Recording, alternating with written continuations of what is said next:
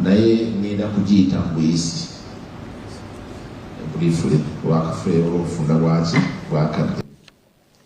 Ekitongole kino kye tulina ekimanyiddwa nga Uganda Bureau of Hajji Affairs.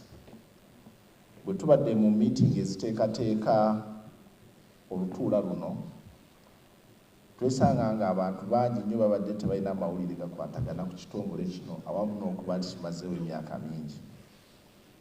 N'ekitongole kino kyatandika nga Federation of Uganda Hajji Offices mu mwaka gwa 2003, Ministry ya Saudi Arabia mu mwaka gwa 2006 netandikawo Hajji Missions, then nekiva mu Federation nefuuka Uganda Hajji Mission. Mu 2012 nekyusa Hajji Missions ate nezifuula Uganda Bureau of Hajji Affairs. Amanya tugakyusa okusinziira ku directives okuva mu Ministry ya Hajji ya Saudi Arabia. Ekitegeeza nti ekitongole kino kibadde in existence emyaka 21 okuva lwe kyatandikibwawo.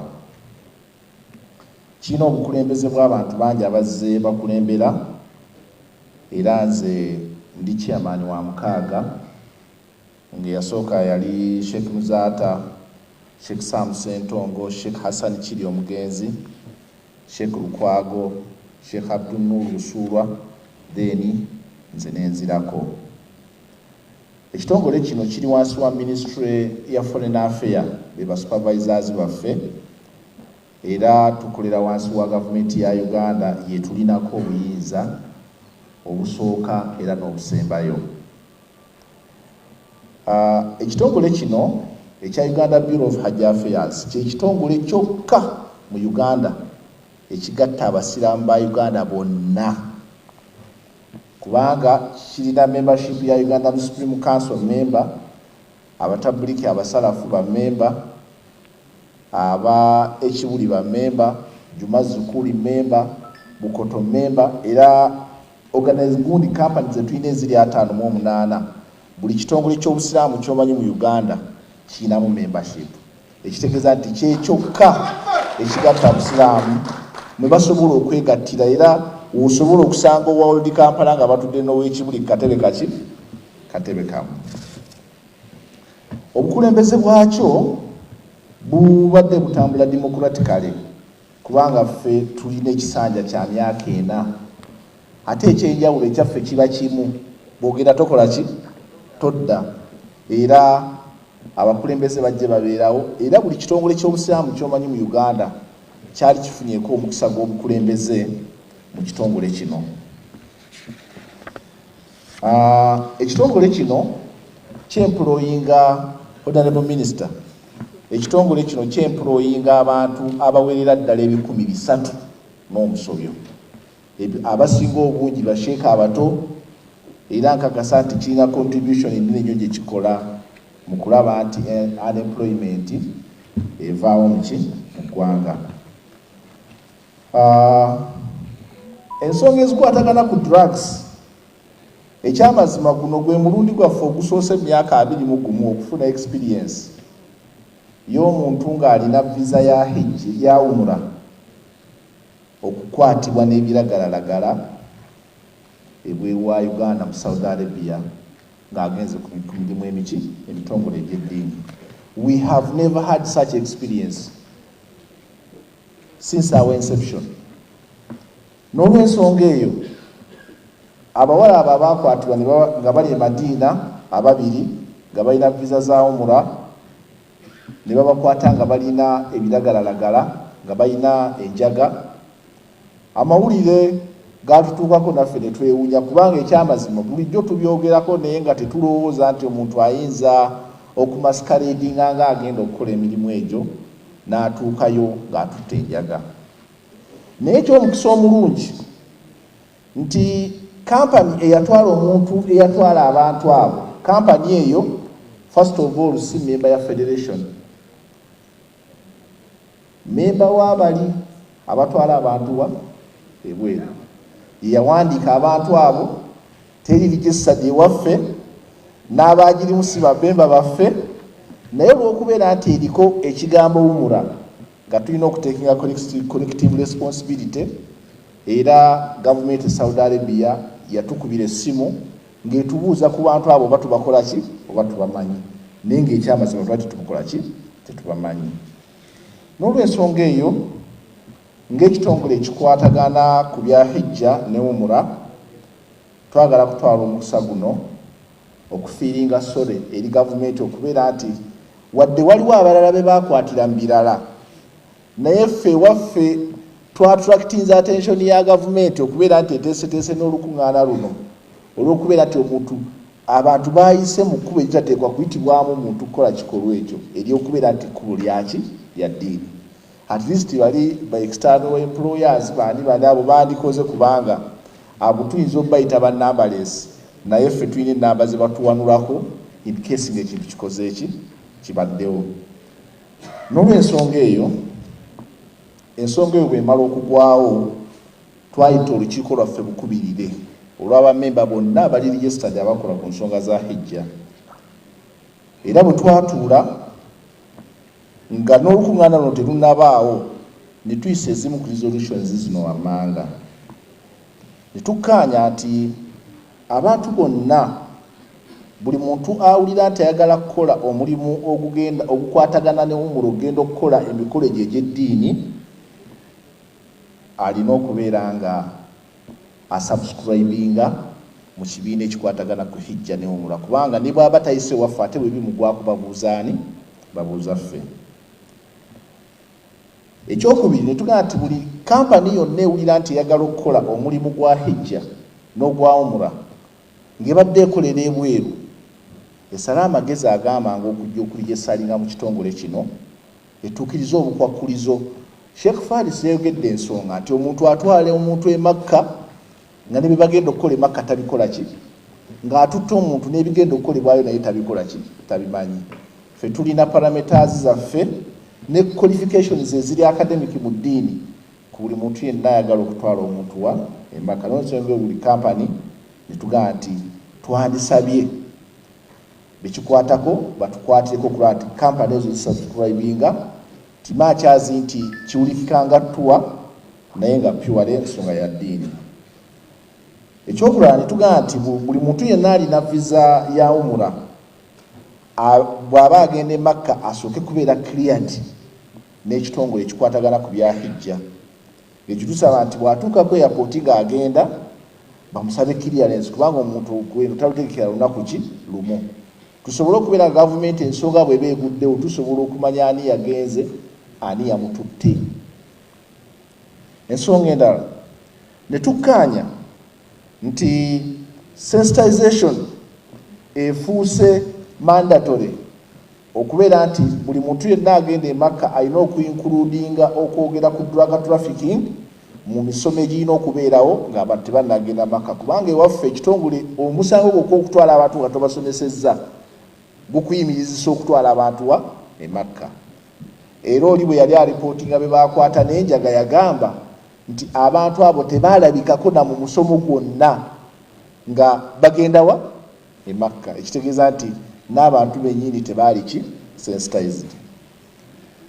Ne tugamba nti tugenda ku developingayo manual ekwatagana ku drug trafficking, era tubali tuteekateeka okugenda mu security organs zituwe butusobola tutya biki ebibalibwa nga drugs naki tusobole okudevelopinga manual egenda okubeerawo mu Uganda Bureau of Hajji Affairs nga buli muntu yenna nga tannagenda tumuwa kammani ako n'asomamu n'asobola okulaba biki ebikwatagana ku drug trafficking na biki ebiyinza okuddirira senga omuntu akwatiddwa naki n'ebiragiragalagala. N'olw'ensonga eyo njagala kutwala omukisa guno okutuusa okwebaza eri gavumenti ya Uganda ekulemberwa General Yoweri Museveni Kaguta olw'okuteekawo a good political environment esobozesa abasiraamu ba Uganda okugenda e Makka buli baba baagalidde, era nsaba ekyo mutukubyeko mu ngalo. Abantu abatamanyi kye kitegeeza omwaka oguwedde waliwo ensi ezitaakoze Hajji ekyaziganye nga zirina political instability, ng'embeera y'ebyokwerinda ennyonyi zonna zaaba maflights okgendayo mu West Africa waggulu awo ne batakola Hajji. neffe tetufunangako mbeera yonna etukanga mu security n'olwensonga eyo omukulembeze w'eggwanga abasoose okumulabako amutuwera obubaka obwo nti tuli basiimu nnyo olw'okututeerawo obukulembeze ne environment ennungi etusobozesa okubeera nti tutambula nga bwe twagala. Twagala okwebaza ofiisi ya pulezidenti olw'okuspearheadinga exercise eno eya Middle East omuli Dr. Kisuule, ambasada wa Lusimbi n'abalala. Ekyamazima tusiimye nnyo okubeera nti muteeseteese ekintu mu kaseera katini nga kiri organized ate ng'olaba buli ateekwa okubeera waakola ki waali. Twagala kubawa obweyamu nti ffe tuli bawulize eri gavumenti buli nsonga yonna gye mwetaaze nga eri mu layini y'obukulembeze bwaffe obwa Hajji okubeera nti mututuukako, tujja ku respondinga positively okulaba nti omulimu ogwo teguvaawo. Twagala kwebaza gavumenti olwa national carrier eya Uganda Airline. Ekyamazima etukoze bulungi emyaka gino ebiri egiyise emabega, guli omwaka yatuwa flights 4 nga tugenda mu Hajji. Omwaka oguwedde guno gwennyini gwe tulimu yatutta abantu mu Umra mwezi gw'ekisiibo, ne mu Hajji twafunira flights 3 za Uganda Airline, ekitegeeza nti naffe bannaffe baabeeyagala nga batunula ku bisaawe bagenda okuteeka ku kipande kya Saudi ennyonyi ezirindirirwa, mugenda okulaba nga bataddeko Uganda Airline. Omanyi bw'ofiiringa ng'oyagala eggwanga lyo ng'olabye ekkaali y'eggwanga lyo banga nti bakubuuza ogenda ku nnyonyi ki nga naawe ogamba nti tulinze Uganda Airline. Akantu ako kakulu nnyo, nsaba mukongeremuko ku ngalo. Era tuwa obweyamu bwaffe nti tujja kgenda mu maaso nga kkaaliya y'eggwanga tugikozesa. Twagala okwebasa embasi ya Saudi Arabia buli bwe tugyetaagidde, ambasada ne banne babeerawo okutuyamba. Twagala okwebaza aviation security, abantu ab'ebyokwerinda ku security, mwami Kitata namulabyeko awo. Ekyamazima batukoze bulungi, tetulina kiseera we tubeetaagira oba nteekateeka ze tukola eza Hajji okujjako nga bazibeeramu. Mwebale nnyo, mwebalire ddala. Njagala okwebaza abateesiteesi mwenna okutwaliza awamu olw'amaanyi ne efforts ze mukoze okulaba nti embeera eno etambula nga bw'etambudde. Naye nga njagala okwebaza ebitongole by'abasiraamu mu ngeri ey'enjawulo olw'okukkiriza okubeera nti Hajji etugatte awamu n'okuba nti tulina obutakkaanya bwaffe mu nsonga endala ne sekitisi endala, naye okubeera nti mwakkiriza ne tubeera nga ensonga ya Hajji yo tugikolera wamu era nga twegattira wamu. Kyensaba nti buli muntu akkirize tukimaintaining ensonga eyo. Njagala mmaliza ebigambo byange n'obusonga buno bubiri. Akasooka, ssebo mukadde waffe omugenyi omukulu n'ab'ebitiibwa abali waggulu wano na mwenna abali wano, ekitongole kyaffe kino buli mwaka kibeera gye bayita Hajji Seminar nga tutunuulira ebintu mu Hajji ng'okusinza ne mu Hajji nga administration. Omwaka guno omulamwa gwaffe omukulu gugenda kubeera ku drug trafficking nga tuli mu Hajji Seminar. Akasemberayo ddala ssebo mu bigambo bya Honorable Ambassador Dr. Kisuule byadde ayogera, yagambye nti eyamutumye Hajji Kakande yabuuziza nti lwaki Hajji erina emiwendo gyayo minene nnyo bw'ogigeraageranya n'ensi endala. Ekyamazima simanyi nti oba mukama waffe yamuwa amawulire yali akoze okunoonyereza okutuufu. Hajji ye Uganda y'emu kuzisinga okubeereza alayisi. Tulina packages 3, tulina class A era tulina wano offices nga zikola class A yokka, ng'abaweri travel bakola class A. Eyo ya mutwalo n'omusobyo, basula wali okubaluta bwe ruti ng'oli ku Kaaba. N'abalala tulina class B nabo basula ku mpimpi awo, ne tuba ne class D. Buli omu ssente zo zizigala zikusembeza ki emabega. Kati simanyi okusinziira ku class gye tulina esembayo okubeera eya wansi, tuli wansi ku Kenya, tuli wansi ku Tanzania, tuli wansi ku Rwanda, era nsaba bekikwatako mugende mukole okunoonyereza okwo mufune amawulire amatuufu. Ne accommodation naye bwatu bwafaanana, buli muntu sente ze zimusalirawo paketi gy'ateeka okukola ki okugenderamu. Mwebale nnyo, mwebalire ddala. Assalamu alaikum warahmatullahi wabarakatuh. Wa alaikum salaam warahmatullahi wabarakatuh. Sebo tukwebaza ate sebo owekitiibwa Honorable Minister ne owekitiibwa Brigadier General, ekitongole ekyo kye kyatukoledde enteekateeka egenda mu bitundu 51 ku 100 ku kuyimirirawo kw'ensonga eno. Tulidde bulungi era byoleese simanyi tunaabiteeka. Tulidde bulungi, tunywedde bulungi, ate era tukyanywa kubanga meeting zikyatambula inshallah taala. Mu kaseera kano kennyini saagala kulwa, nina abantu babiri ate njagala mujje lumu. Njagala Mr. Were ne Walkman mwena mujje wano mulundi gumu tubeere nga tufuna ka brief kamwe mu dakiika zokka nnya bwezi tusaagala tuzisukke, ate tugenda kuddako resolution zaffe ezigenda okubeera nga zivudde mu luno olukiiko. Mwetegeke nno brigade anaatera okuyingira wano. Yes, tugenda kufuna sekiyita brief kubewase wanyana olumba wano. Webale nnyo Mutesi. Our chief guest, I will start with the protocol. Your Honorable Minister. The chief guest, Brigadier General, Your Excellency, the ambassadors. My name is Olw'okutereeza Owere. I'm the former Chairman General. Now I'm the Chief Labor Affairs, External Labor Powerhouse, which is supposed to reorganize the external labor in the country. Naye kanjogereko mu Uganda kubanga kimanyi nti abantu bangi abali wano beetaaga okuwulira nga njogeddeko mu Uganda.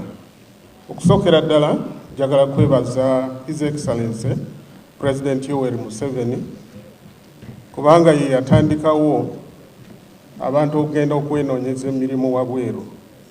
Era waliwo article gye nawandika nga twogera ku naddala abantu baffe okugenda okukolera ebweru w'eggwanga. Omulama gwe tuliko olwaleero gwakulaba nti abatrafingaga abaana baffe ne drug trafficking. Chief guest ne Honorable Minister, tulina problem y'amaanyi nti waliwo abantu abakukusa bannayuganda ne babatwala nga tebalina ebbaluwa yonna ogenda okukolera ebweru. Ministry ya Gender, Labour and Social Development, Mama njagala kwebaza kubanga mukoze omulimu gw'amaanyi okulaba nti mutaddewo external licensing abantu abagenda ebweru. Naye bantu bangi abatalina license kati be bakukusa abantu baffe. Ate waliwo ebibinja ebyenyo abali mu Saudi Arabia, abali Dubai ne ekitundu ekirala. Bano bajjayo abantu be bamaze okubatwala nga bakolayo through licensing, ne babatwala on the street, ne babakola, they use them to do all sorts of things, including drug trafficking. Baba bako passport, baba confiscating their passports. After confiscating their passport, they make them do anything they want. They remove them from one house to another house, and that brings another problem. Ekisembereyo ddala abantu bangi bwe babatwala ebweru, ababatwala babeera nga tebalina license, and most of them are spoiling the names of recruitment agencies.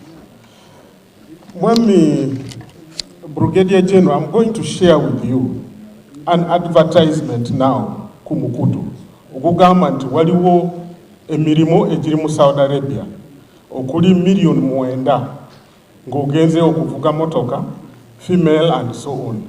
But when you check, these people are not registered. Now, these are some of the things we expect our security people to check on them and even arrest them before they do this. Our people went to this other place of Myanmar, external labor powerhouse, wrote letters to Minister of Internal Affairs, wrote letters to Ministry of Labor, and then all these ministries. And the ministries actually combined the forces.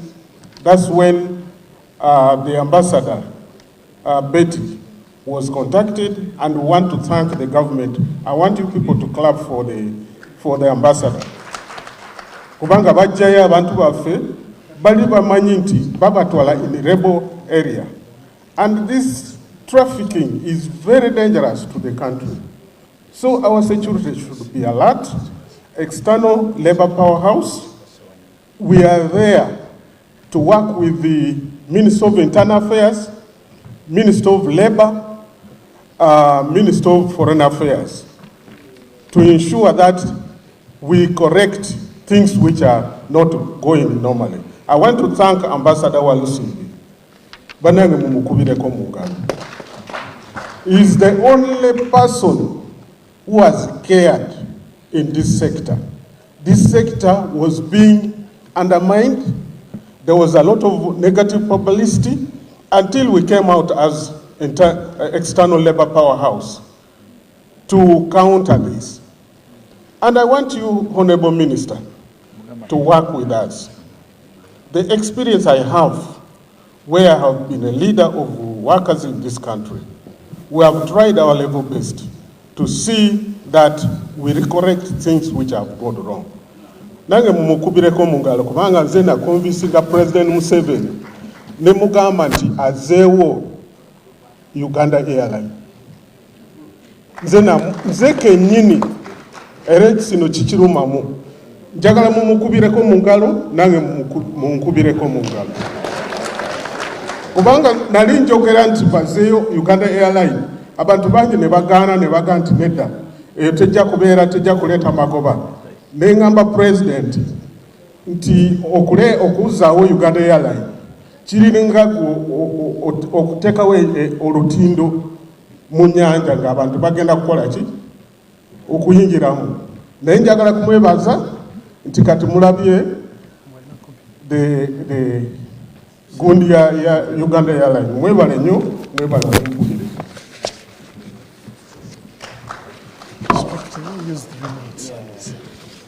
Assalamu alaikum wa rahmatullahi wa barakatuh. Honorable Esther Anyakun, our guest of honor, Brigadier Damulira, Your Excellencies, ambassadors, allow me to say that all protocol observed. I'm Ali Kachope Kawalega. I head trade relations at the Consulate of the Sultanate of Oman. Like the previous speakers, I think I don't want to say that I will use vernacular, but I will use our local language because also English can be vernacular. Ngenda kwogera ku nsonga bbiri. One, ekwatagana ku embassy in line ne Hajji ne Umra, ensonga y'okubiri ya labor. Ekisongera ddala nze omu ku bayizi abaaganyulwa mu kubeera nga nsomedde Saudi Arabia ne bannanga abamu bemanyi abali wano. Ebbanga lye twamala e Saudi twafuna ebirungi bingi nnyo, era in line of international relations nti embeera eyo ennungi erina okusigalawo olw'ensonga Saudi Arabia tugiganyiddwamu nnyo. Tetulina kubeera nga ate embeera eyo yonooneka.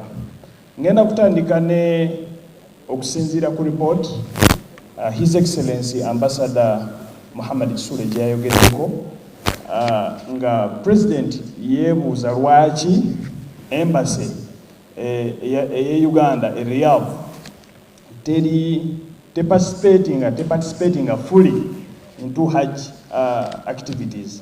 I believe they do participate. Naye nze okusinziira ndabamu ensonga nga bbiri ezirina okubeera nga zikolebwa to enhance okubeera nga bayambako. Ekisookera ddala okubeera nga bongerako, nze bino bye ndowooza, okubeera nga bongerako funding ku bantu abalina okubeera nga bajja mu hijja, abagenda okubeera nga officials from the embassy babongerako funding, kuba ogwo si mulimu gwa Hajji Association okubeera nga ate efundinga abantu okuva ku embassy. Ensonga ey'okubiri mu bufunzefunze, I will be spot on. Ensonga ey'okubiri okuincreasinga ku embassy zaffe eziri mu nsi z'abasiraamu, generally okubeera nga tuteekayo abasiraamu, ate nga abasiraamu abo bamanyi culture y'ensi ezo. Ekyo kintu kikulu nnyo. Okutegeera culture y'ensi kitegeeza olulimi Oluwarabu, kuba abantu bano they will engage directly with the ministry.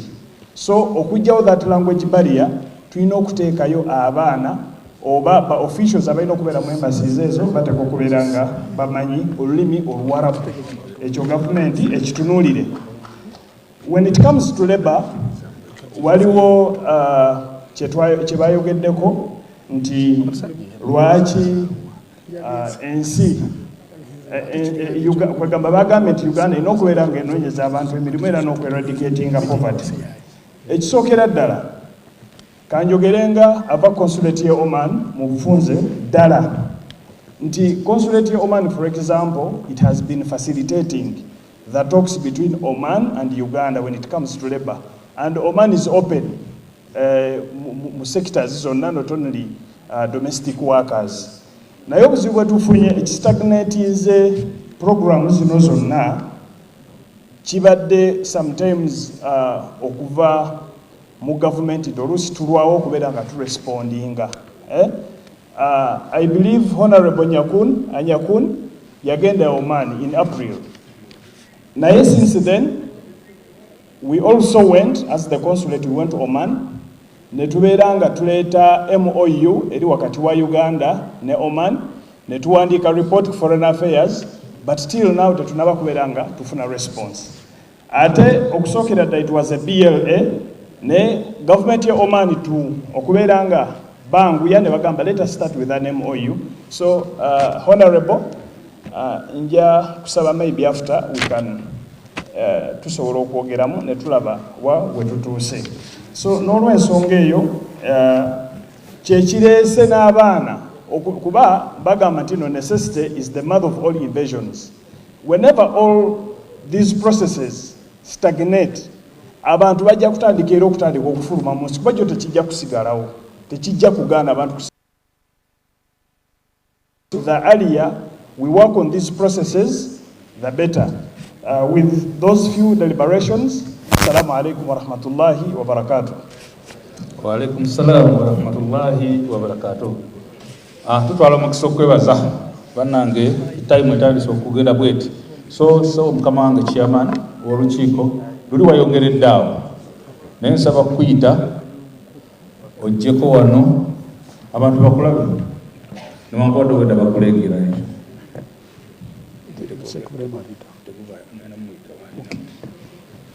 Bannange mwenna abaze mu conference eno beebazizza nnyo nga chairman yakulidde omulimu gw'okuteeka olukiiko luno. Okusooka okujja kwammwe kokka mu bungi bwe buti nabadde neebuuza lwaki batuwadde ekisenge kino tugenda kuteekamu baki niolaba obutebe obusigaddeyo buli wakati. Bannange mwebala okujja ate mwebala okuteesa. Siwuliddeeyo ayogera wano biwaawaaza matu wabula buli muntu abadde ali ku nsonga.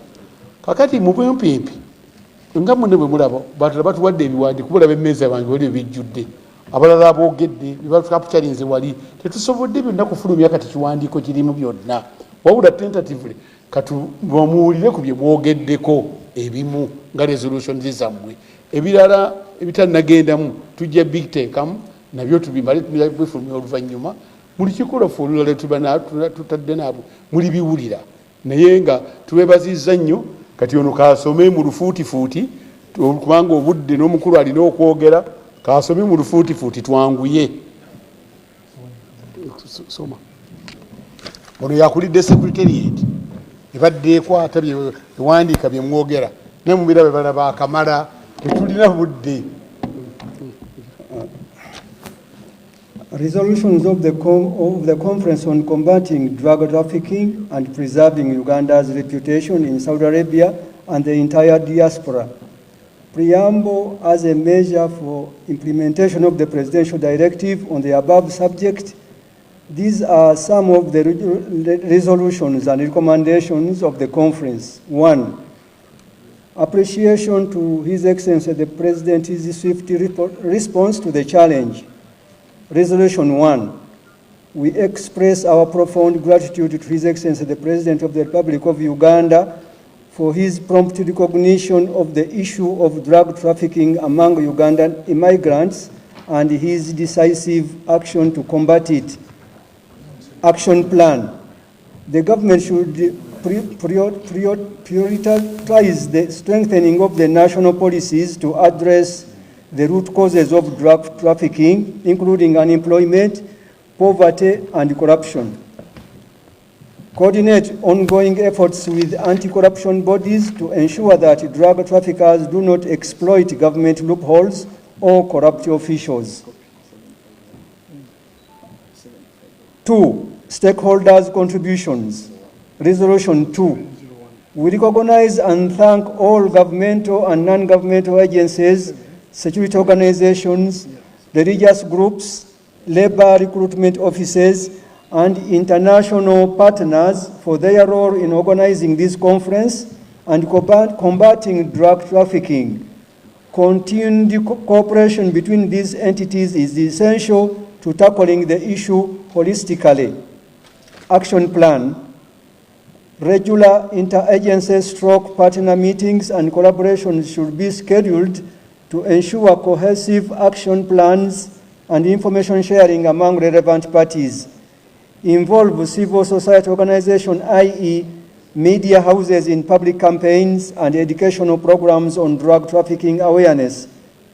President's office to lead the sensitization and coordination work. Number 3, sensitization campaign for Ugandans in the diaspora. Resolution 3, comprehensive sensitization campaigns targeting Ugandans in the diaspora, especially in the Middle East, Canada, USA, UK, are necessary. These campaigns should highlight the dangers of drug trafficking, the harsh legal repercussions, and the ethical and social consequences of engaging in criminal activities. The campaigns should be coordinated by the Office of the Senior Presidential Advisor, SPA, on Diaspora Affairs, Senior Presidential Advisor, Middle Eastern Affairs, and the Ugandan embassies. Action plan. Disseminate information through embassies, social media platforms, and diaspora Ugandan groups about the risks of drug trafficking and the harsh penalties in host countries. Engage key influencers and Ugandan community leaders abroad in particular to raise awareness about peer pressure, greed, and false prestige as motivators of drug trafficking, articulating major achievements of NRM and the President in particular. Partner with international law enforcement to provide real-life examples of Ugandans caught in drug trafficking to deter others from falling into the same trap. The special sensitization stroke mobilization team from Middle East, Office of the President, especially diaspora, should be facilitated to do the work both local and diaspora. 4. Diplomatic dialogue with the Saudi government. Resolution 4. The government of Uganda should engage the Saudi government in dialogue to address cases where Ugandan citizens are wrongfully implicated in drug trafficking. Diplomatic efforts should also be made to ensure fair trials and advocate for the release of Ugandans who were coerced or unknowingly involved. Action plan. establish a joint task team including coordinators with Saudi authorities to protect vulnerable Ugandans who might be aware of the dangers of drug trafficking or should be unaware of the drugs of drug trafficking. Advocate for leniency in cases where Ugandan citizens were manipulated due to ignorance or desperation. Ensure that corrupt officials, both in Uganda and Saudi Arabia, are held accountable for enabling or facilitating traffic networks. Number 5, mandatory sensitization and supervision by recruitment agencies. Resolution 5, all labor recruitment agencies must implement mandatory and continuous sensitization for Ugandans seeking employment overseas. Topics such as drug trafficking, legal consequences, the role of peer pressure, and exploitation by employers should be covered in these programs. Agencies must also commit regular follow-up and supervision of Ugandan workers abroad. Action plan. Develop a government-approved curriculum for pre-departure training sessions that emphasize the dangers of drug trafficking and the role of unemployment, peer influence, and ignorance. Monitor and report the conditions of Ugandans working abroad, ensuring recruitment agencies adhere to high ethical standards and do not engage in corrupt practices that endanger Ugandans. Labor offices abroad should establish partnership with Ugandan employers and religious institutions to continue education and support for migrant workers. Register all Ugandans not in the database for easy monitoring. Number 6, data collection on victims of drug trafficking. Resolution 6, security agencies must maintain a centralized database of Ugandan nationals who have been implicated in drug trafficking.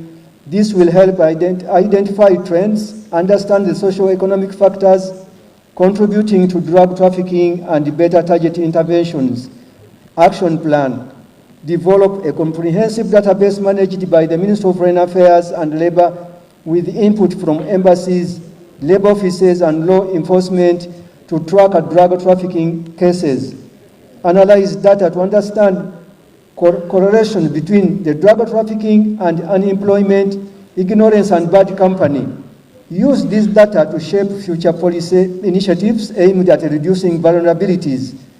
The Ministry of Gender, Labour and Social Development should collaborate with Uganda's anti-corruption unit to detect any collusion by local officials involved in trafficking operations. Integration of immigration with any clearance to travel, e.g. labour externalization. Number 7, strengthening procedures for Umra and religious pilgrimages. Resolution 7, specialized procedures must be established for Ugandan Muslims traveling for Umra and Hajj or Hajj. These processes should include through thorough vetting by mosques as well as security agencies to ensure travelers are not being exploited by drug traffickers. Action plan. Implement strict recommendations from local mosque leaders, ensuring individuals traveling for religious purposes are vetted based on their character and religious engagement. Collaborate with religious organizations to raise awareness among Muslims about the risks associated with drug trafficking during pilgrimages. Set up information centers as key mosques that can educate pilgrims on safe and lawful travel practices. Umra and Hijjah travelers should acquire recommendations from their mosques as a part of documentation to travel and contacts for verification. Addressing corruption and greed. Resolution 8. Corruption, both in Uganda and abroad, is a key facilitator of drug trafficking. Efforts to curb this must involve stricter oversight of government officials, security personnel, and labor recruitment agencies involved in facilitating illicit activities. Action plan. Enhance the role of Uganda's anti-corruption unit in monitoring the activities of labor recruitment agencies and their migration officials to ensure they are not complicit in trafficking operations. encourage the public to report corruption cases through anonymous whistleblower systems, ensuring follow-up and legal action against corrupt practices. Foster a culture of integrity in both the public and private sector through ethical leadership programs. Number 9, public awareness on the dangers of drug trafficking and peer pressure. Resolution 9, nationwide campaigns must be launched to combat ignorance and peer pressure as causes of drug trafficking. These campaigns should target both urban and rural communities, emphasizing the severe personal and national consequences of drug trafficking. Action plan. Implement nationwide campaigns led by the Ministry of Internal Affairs, targeting schools, universities, and community groups, focusing on the dangers of drug trafficking and peer pressure. Leverage social media influencers and community leaders to speak against the false prestige and allure of quick money through illicit means. Provide success stories of Ugandans who have achieved financial success through legal and ethical avenues, inspiring youth to reject illegal activities. Number 10, security enhancement at points of exit. Resolution number 10, security measures at airports, border points, and other exit points must be enhanced to prevent drug traffickers from exploiting Ugandan nationals. Advanced technology and international collaboration must be prioritized to intercept drugs before they leave the country. Action plan, upgrade scanning and detection equipment at all exit points, particularly Entebbe International Airport, to better detect drugs concealed in luggage or on travelers. Train airport security personnel in profiling techniques to identify potential traffickers, focusing on vulnerable individuals such as the unemployed or first-time travelers. Enhance cooperation with international drug enforcement agencies, sharing intelligence to track and dismantle trafficking networks. I thank you.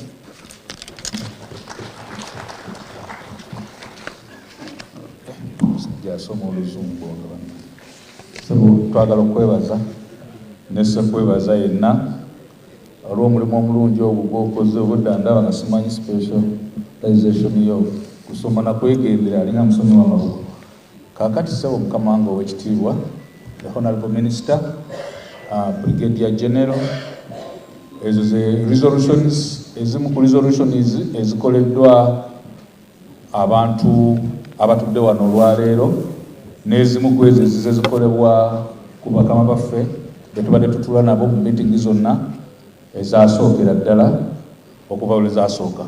Mu kaseera kano tubadde ne security meetings, tubadde ne joint meetings, era tugenda kusaba Ssewanyana mu kaddakiika katono nnyo ojje obriefinge mukama wange nga ngenda omuyita ajje omubriefinge ko katono mu nkola eyammwe ey'ekikugu.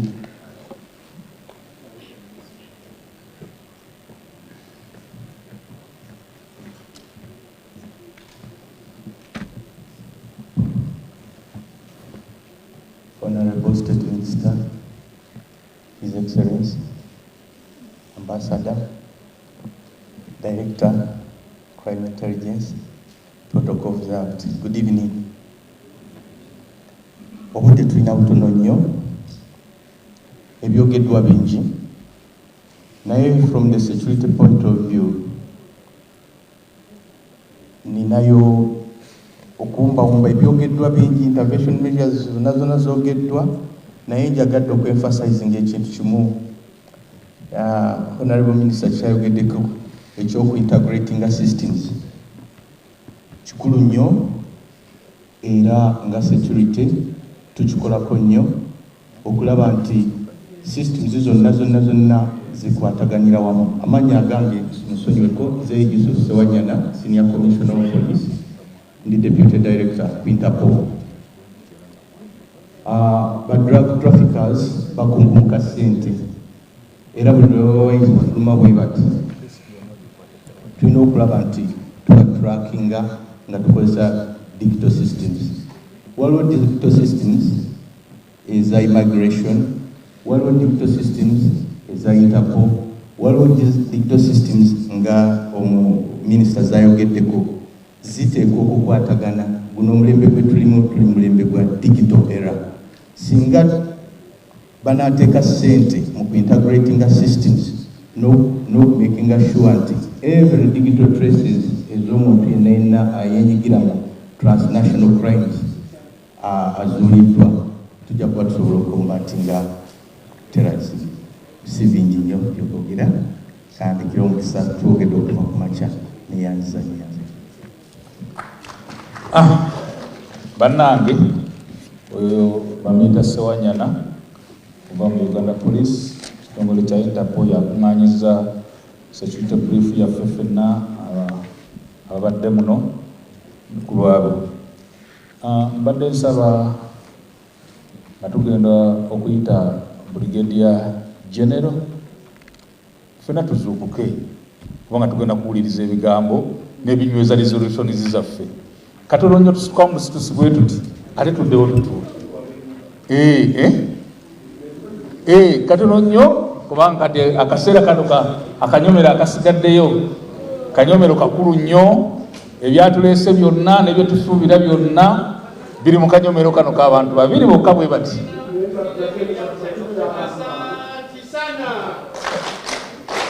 Yongeza tena.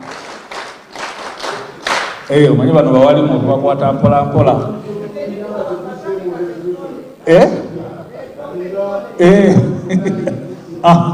Kale n'olwekyo kati ndowooza yes.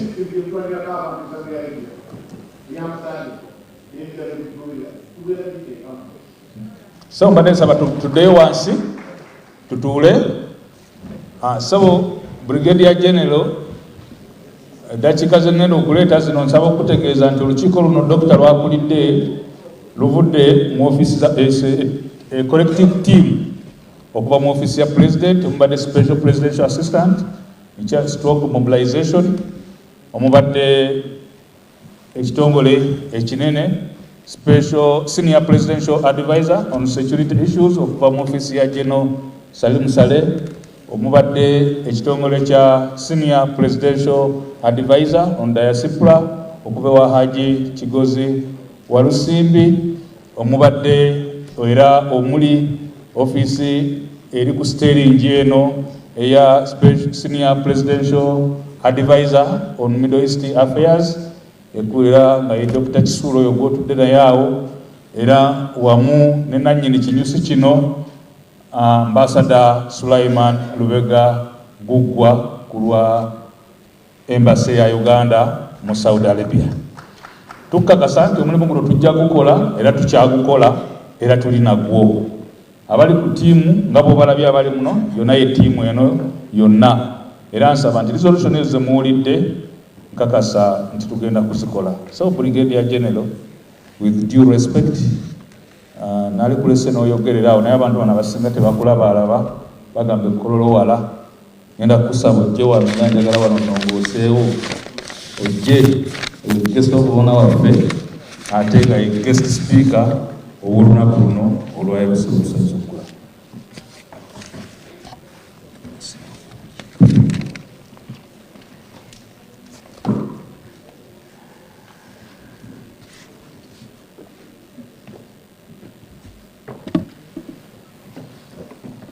The Honorable Minister,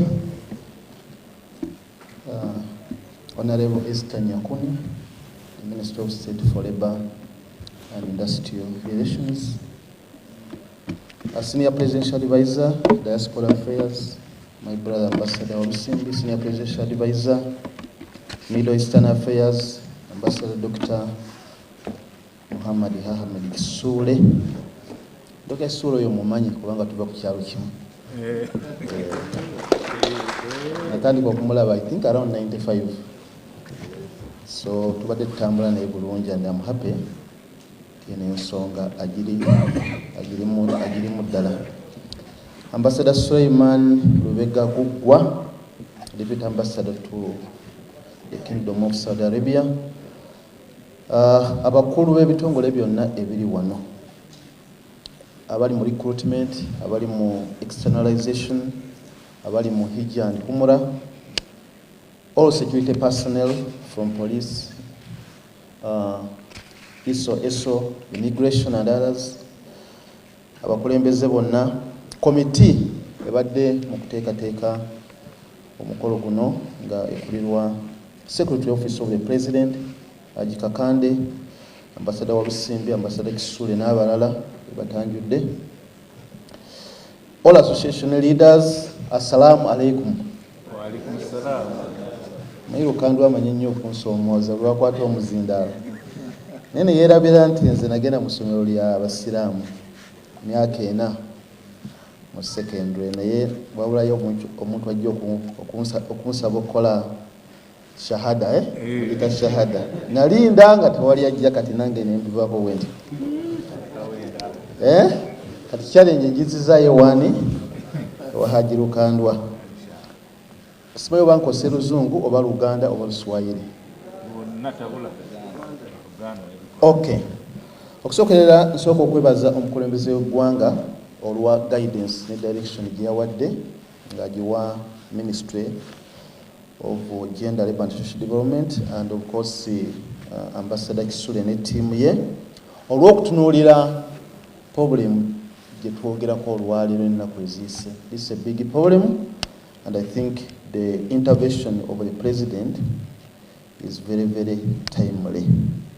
Kyokubiri nzizaako okwebaza akakiiko akabadde mu nteekateeka eno mbogeddeko ne byonna ebyogeddwako bibadde bingi. Mulaba ne resolutions Secretariat ekyaziyitamu kubanga even when I came nsanze nga abantu bakyaleeta ideas, which means ensonga nkulu buli omu agimanyi era ndowooza tulina okwongera okulaba nga tufuna forum okwongera okugyogerako. So the deliberations zino nungi nnyo ate ne resolutions ezikoleddwa nga endala zikyali mu process nazo ddala nungi. Issue ya drug trafficking ffenna etukwatako because ekwata ku image oba ekifaananyi ky'eggwanga kyekisingira ddala obukulu, no matter who you are, no matter which political party, no matter which religion, for as long as you are Ugandan. The moment a problem of drug trafficking is reported about a Ugandan in another country, fena kikola ki kitukwatako, kitufeebya mu maaso ga ensi endala, kinafuya eggwanga lyaffe mu maaso g'abantu abalala, and it's very, very dangerous. Fena abasinga tutambuddeko, nze nkoleddeko ebweru, nasomera America, nasomera Bungereza, nasomesa South Africa ne ensi endala. Waliwo general profiling ey'abantu abaddugavu oba abava mu Africa, nti bw'otuuka ku kisaawe ky'ennyonyi mu nsi z'abo abalala, Middle East, Europe n'abalala, ne bakutunuulira basooka kuggyako passport ne batandika okususpectingirawo nti olabika olumenyi w'amateeka just because of the color. Just because of the color. I've experienced this and I know it. Kakati, to make it worse, kasitotandika zino cases zebogeddeko nga waliwo ayogedde ku bannayuganda abattibwa e China, executed. Of course, waliwo cases ezi Saudi Arabia ez'abawala, and I'm happy nti waliwo omukulu ayogedde onagamba nti it's the first time okuva I think 2003 okufuna case eyo. But you can say implication nti tutudde wano maybe because of that issue nti abaana bakwatibwa mu nsi nga Saudi Arabia etekkiriza bintu ebyo, and we are here to address that problem. Kakati nti kasotandika ebyo nti Uganda ekukusa abantu, Uganda ekukusa ebiragalalagala, then the image of the country begins to be questioned, and it's very, very dangerous. Passport enafuwa, etandika okuwewuka. Eriyo passport z'amawanga nga Japan nga buli we bagenda tebeetaaga na visa. I think Japan, you can travel on a Japanese passport to any country, probably including America, without prior application for visa. kati kasotandika bino bitwogerako nti bakutte bannayuganda China India mu Middle East Saudi Arabia wa ne drugs manya nti passport yo egenda kukola ki unafuwa kuwewuka nti buli wogenda bakulabanga omumenyi w'amateeka and it's very very dangerous. Mwe mulina okusaba okutambula okugenda mu nsi ezo sometimes olabanga waliwo wawerawo issues nze mbeera monitoringa travels naddala abagenda ku Hajji and Umra n'owulira nti waliwo delays ez'okubawa visas and I think sometimes it comes from the issues that we're talking about. Nolaba nze waliwo olaba nti nga waliwo pressure nti abantu basimbula enkya naye up until now tebannafuna ki visas. It's because of this. It's because of this. So ensonga etulese wano is a very very important issue kubanga ekwata ku image y'eggwanga. So but the thing is bwe nali nsoma obusirikale ku level eya waggulu eBungereza batusomesa nti bw'oba ogenda okulwa n'olutalo olina okukola plan, an operational plan. But the thing is that ogenda okukola operational plan eyo bakulagira nti mala ebitundu 2-3 ebyobudde bwo ng'otegeera omulabe gw'ogenda okuwaŋŋanga, then kimu kyakusatu ekyobudde bwo ng'owandiika plan yennyini. Mutegeera bulungi. 2/3 of the time understand the problem. 1/3 of the time write the plan to go and do what? And attack. Mumpulira. Kakati what I've picked in all this is that I think tukyalina okwongera okutegeera problem ya drug trafficking. Mujjukira story y'abamuzibe abali bakwata ku njovu. Ogezaako okutegeera enjovu nga buli omu paati gyakwatako baali bamuzibe 6 asubira nti enjovu efaanana bwetyo. Eyakwata ku mumwa gwayo omuwanvu ng'asubira enjovu eri soft nnyo, eyakwata kugulu ng'asubira nti enjovu nnene nnyo. Buli omu ng'akola ki ng'agitegeera olwenge kwekyo kyeyali afiringa ng'akoze ki ng'agikutteko. Kati nyinza okuwuliriza submissions ezikoleddwa wano and from so many people and very good submissions nga kirabika nti problem ya drug trafficking ekyetaagisa tutuule wamu tugitegeere bulungi. And by the way bwe tuba nga twagala okutwala ensonga eno mu maaso including to the president oba cabinet, we are privileged tulina honorable minister, we have to define the problem clearly. Kyembagambye tosobola kugamba nti no pulaani ogirina ey'okwaŋŋanga omulabe naye nga tombuulidde omulabe oyo afaanana atya. What is this problem that we are trying to address? What is drug trafficking to a recruitment agency? What is it to a person arranging hijab? What is it to security agencies? Do we understand it from a common point of view? Have we ever come together to understand it? Oba tukyali mubiri abo abasirikale be balemeddwa okusakinga abantu bayita mu airport. Abo abatwala abaana ebweru tebaba briefinga. If we are still at that level, then these issues will continue happening. Kasa tulemu okutegeera this problem from a common script, from a common point of view, these things will happen. Kwa tujja kusigala mu blame game. So going back to what I said, understanding the problem is very very important. Liteeka liri 2-3 tegeera omulabe gw'ogenda okuwaŋŋanga, kimu kyakusatu wandika pulaani. Katulina pulaani naye nze nsuubira nti omulabe gwe twaŋŋanga tukyamutegeera mu ngeri ya njawulo. And by way of a way forward, Honorable Minister and my seniors, the ambassadors, I think we need to have a team. Before we submit this document, we need to have a team. Nga buli kitongole ekiri mu room 1 ekiikiriddwa kituwa omuntu omu batuule and they write a problem statement. Mufuna bulungi buli kitongole ekiri wano kyetaaga kifuna omuntu bakole akakiiko bafune chairman minister ayinza otugayidinga bawandiike problem statement because now there are over 20 documents that have been presented and each of them has a segment of a problem statement. Buli omu akiraba bubwe. Twetaaga consolidating those views into one problem statement. Tikabenga president yasomye document alabe nti exactly what is the issue. Issue eri nti gye balima enjaga ebutambala oba ensangi tetumanyiiyo. Issue eri nti ebyuma mu airport tebikola nga wali wagambye nti kyetaaga tufune ebyuma ebikola ng'ebyabalala, and our machines are good. Our machines at the airport are good. Embweze ziri mu airport y'Entebbe ze zikyasinze okuba I think the best on the African continent. Kyovanga ayikawo waliwo ekitongole ekivunanyizibwa ku by'entambula z'ennyonyi buli ekikola audit at the end of the year. Entebbe tuyita audit here because of our dogs.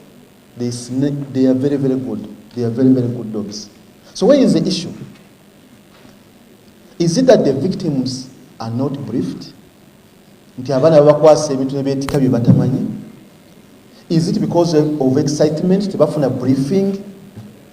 Bwawulira nti agenda ku hijja buli kimu kye bamutika n'akola ki n'atwala, olwa excitement ndikyetaaga tumukakkanye nga tumuwa briefing nti yes mukisa gw'amaanyi ogenda ku hijja naye tegeera bino. Are we together? So we need to dissect the problem. Tuforwardinga document eno nga problem statement eri clear ate nga buli omu alese input ye, so that in the future we can now begin to assign the roles of combating the problem nga tutegedde problem in its entirety. Tugambe okay twagitegeera kakati gwe owali labor recruitment omulimu goki okujjawo embeera eno, gowa externalization omulimu goki okujjawo embeera eno, gowa security mulimu goki okujjawo embeera eno. So with the permission of the Honorable Minister, I request that we adopt, that we constitute a team comprised of all the entities that are represented here to clearly write and define the problem statement. Thank you. So, having done that, bantu bangi aboogedde nga bagamba tubanoonya ne tetubalaba. Abaana bali ebweru ne tebamanyi boogere naani. Tembawulidde? Abaana bali eyo mu security twogere naani, mu Ministry of Labour twogere naani. Kitegeeza nti up until now, and I'm happy someone spoke about it, up until now tewali forum eyawamu egatta abantu bonna abali wano. It's not there. And I think it's urgent that we, with the guidance of the minister, we create that forum. Senga forum eyo neebaawo bino ebintu tebijja kuddamu, because tujja bawa mandate ey'okutuula maybe buli mwezi beetegereze buli ensonga ezikola ki ezigwawo. Kati nze abaana battire China nabiwulirako naye that's where it ended. I don't have a briefing. Abo abawala babiri bakwatira Saudi Arabia nabiwulirako naye that's where it ended. Why? Because we don't have a forum gye nsobola okusindika abapoliisi bambuli ekikola ki ekigenda maaso. So we need that forum as urgent as now, probably chaired by a Ministry of Labour and Industrial Relations. We need it, and we can agree on the mandate. If we cannot agree now, the minister can guide us. Maybe we get a small team, they write a small concept for that forum, but you mandate, and then we get moving. Ensonga ey'okubiri.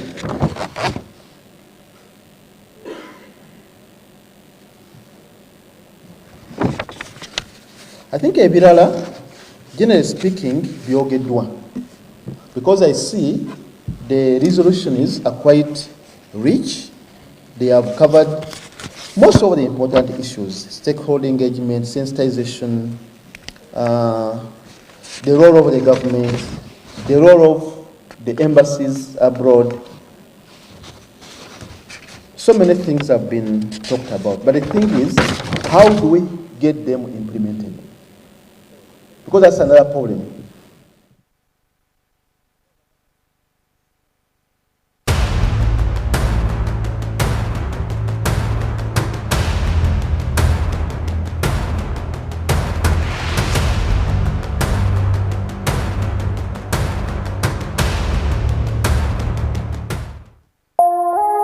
Eno ye Salam TV. Etteka lirimu lyoyina okugoberera okufuuka omuwanguzi erisooka defeat the undefeatable. Gwe janguwa njagala okuba empewo ebikonde mpaka bwegwa wakati guwa sikirabwe gwa ng'ogirabe gudde gikube nnyo okuwangula kuzibu naye bw'okozesa MTN Momo wangu sasula obagula ne Momo okufuna omukisa okuwangula mobile money buli lunaku kozesa Momo app oba nyiga *165*3#.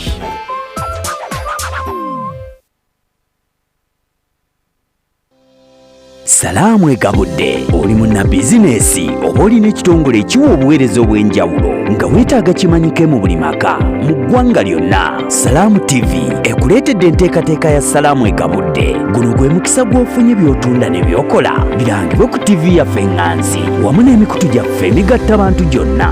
Weegatte ku bukadde n'obukadde bw'abalabi baffe okwetooloola Uganda yonna era bizinesi yo yeeyongera okumanyika nga bw'onyumirwa emiwendo egisaliddwako osobola okuganyulwa okwannamaddala mu kulanga kwo. Tosubwa omukisa ssemakisa guno ogukuweereddwa. Okumanya ebisingawo tukubireko leero ku 0704-976-09 oba 0783-27-21-34. Salaamu egabudde ku Salaamu TV, olutimbero olw'emirembe. Where does it come from? That thing that makes us Ugandan. Some say it's in our history, in our culture, and in our hearts, in our warm smiles and vast miles of coffee. It's in our inherent pursuit to always be better, to never stop growing and glowing. We are a nation of sweat and skills, a nation of ideas and inventions. But what truly makes us Ugandan is our quest to invest in agribusiness, manufacturing, tourism, infrastructure, health, and education to improve the quality of life of Ugandans. That's what makes us Uganda Development Bank. We can do better. Uganda Development Bank, inspiring development.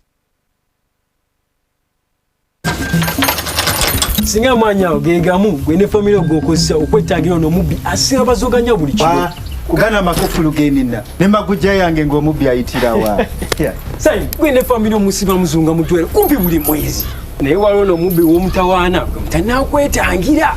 Malaria mubbi tomukkiriza kunyaga wamu n'abaagalwa abo. Mutangire ng'osula mu katimba k'ensiri. Abakyala ab'embuto mugendenga mu antenatal care era mufune eddagala lya fansida libayambe n'abaana bammwe abatannazaalibwa okwetangira omusujja guno ogwa malaria. This message is brought to you by etteeka lirimu lyoyina okugoberera okufuuka omuwanguzi erisooka defeat the undefeatable. Gwe janguwa njagala okuba empewo ebikonde mpaka bwegwa wakati guwa sikirabwe gwa ng'ogirabe gudde gikube nnyo. Okuwangula kuzibu naye bw'okozesa MTN Momo wangu sasula obagula ne Momo okufuna omukisa okuwangula mobile money buli lunaku kozesa Momo app oba nyiga *165*3#.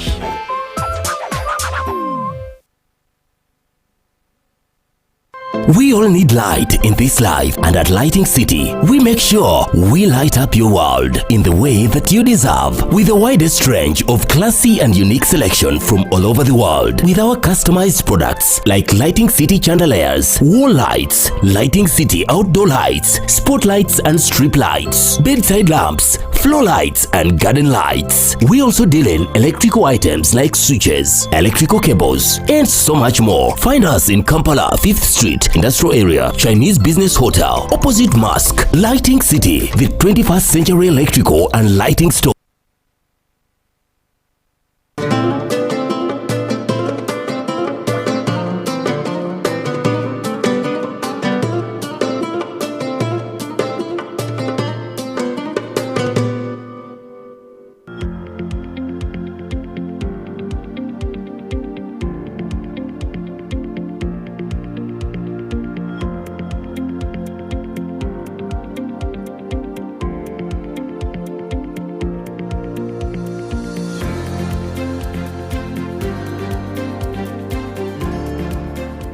Greetings, Uganda. My name is Batude Charity and I am the Managing Director for Pink House Spices Limited. We manufacture 100% organic powdered ginger from Uganda. Our ginger comes in 200 grams, 100 grams and 50 grams. Do you need to add a little zing to your food? Spice it up a little more. Use Pink House Spices powdered ginger and it will do the trick. For all curries, beef, stews, chicken, beans, use Pink House Spices powdered ginger, 100% organic. For all teas, dawas, milk tea, African tea, use Pink House Spices powdered ginger. We are located in all supermarkets in Uganda and we can make direct deliveries as well. For direct deliveries, call the numbers on your screen or I can read them out to you: 077 82 20 23 2. Pink House Spices powdered ginger, from earth to you.